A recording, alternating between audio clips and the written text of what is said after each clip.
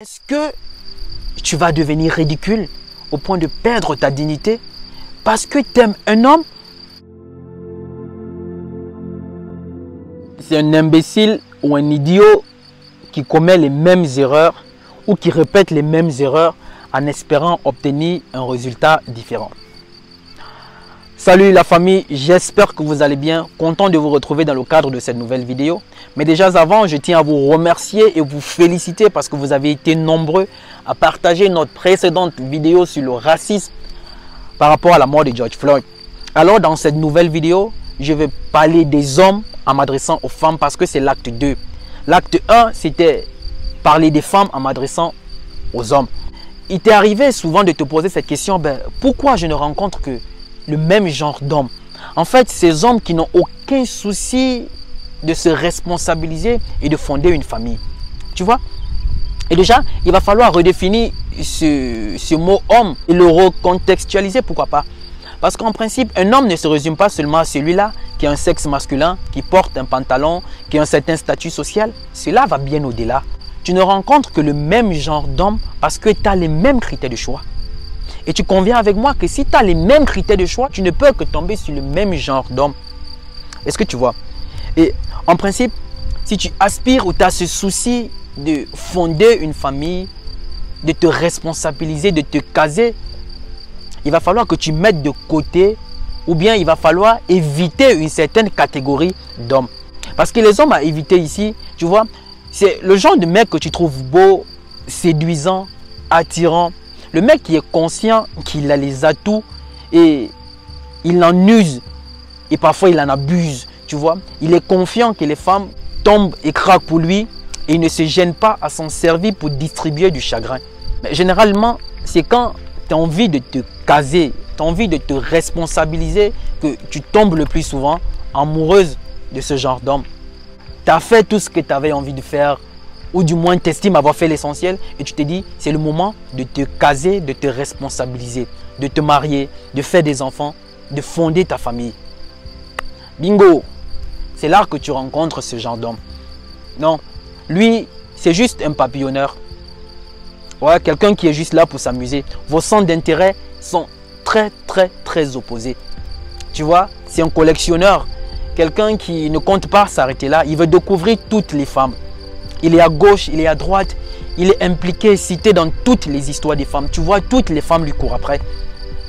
Avec lui, tu deviens du genre impulsif parce que tu ne te contrôles plus. Tu vis dans le stress permanent parce que tu ne sais pas à quel moment va atterrir un message dans son téléphone.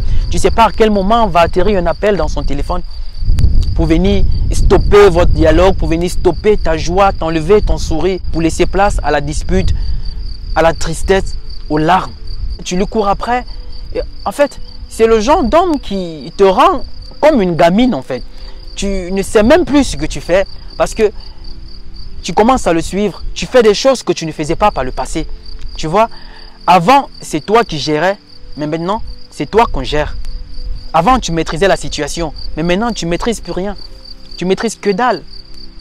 Quand il n'est pas encore rentré, tu pars en paix. Quand il ne t'a pas appelé, ou du moins quand il ne répond pas à tes appels, là, c'est la catastrophe.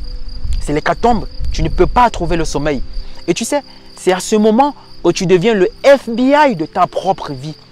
Parce que tu ne sais plus ce que tu fais. Il t'infantilise, il te ridiculise. Mais en fait, ton cœur est toujours vers lui. Et tu sais, le comble dans ces choses, c'est que tout autour, il y a souvent des personnes qui te disent « Laisse-le tomber, trouve-toi quelqu'un d'autre. » C'est vrai, tu as cette volonté, tu as cette envie, mais tu n'y arrives pas. Tu n'y arrives pas tout simplement parce que c'est plus fort que toi. Ouais, c'est dur, n'est-ce pas? Très dur, j'imagine. Ce que nous oublions, c'est que ce genre d'homme qui est en principe le genre d'homme à éviter, ce sont des personnes qui ont un problème, qui ont un sérieux problème. Tu vois, c'est des personnes qui, peut-être par le passé, ils ont été longtemps et beaucoup frustrés. Et dès qu'ils ont l'opportunité de se faire plaisir, tu vois, ils ne mettent pas pause. Du genre, des personnes qui avaient des difficultés à avoir des femmes par le passé. Soit peut-être parce qu'ils n'étaient pas beaux, peut-être parce qu'il n'avait pas de l'argent, ou du moins il n'avait pas la vie qu'il a aujourd'hui, ou du moins il n'avait pas la situation qu'il a aujourd'hui. Et quand il se rend compte qu'il a les atouts que recherchent les femmes, qu'il a les atouts qui plaisent aux femmes, il se donne à cœur ouvert. Il se donne sans relâche parce qu'à cet instant, il devient insaisissable. Mais toi, tu es là, tu attends. Tu attends 5 ans, 6 ans, 7 ans, tu es là, tu attends. Tu attends le jour où il va te demander en mariage. Tu attends le jour où il va te demander de le présenter à tes parents. Tu attends le jour où vous aurez ce débat sur votre projet de fonder votre famille, de faire vos enfants.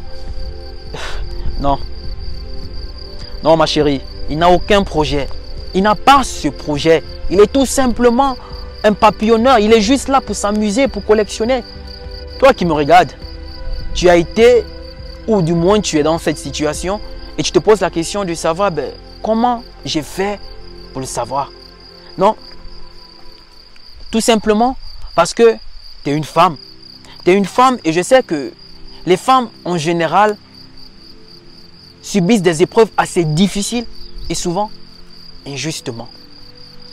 Mais à cet instant, j'ai une question qui me traverse un peu l'esprit et j'hésite à te la poser. Je vais quand même te la poser.